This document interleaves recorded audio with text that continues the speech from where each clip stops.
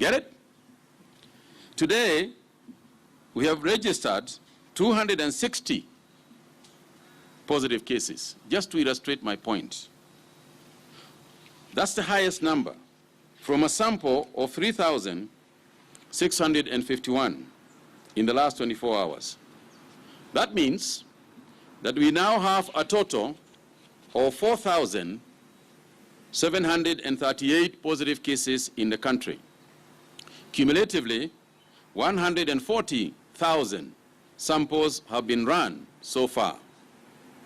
And out of these 260 positive cases, 254 are Kenyans, while 6 are foreigners.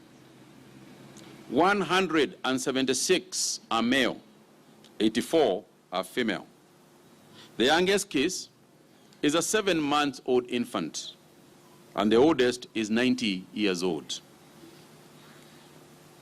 You will get the distribution of this in the press material that you are going to get from here, but Nairobi and Mombasa continue to be the main culprits, with Nairobi standing at 157, Mombasa 42, Kwale 15, Kiambu 14, Machakos 9, Kajiado 7, and others following.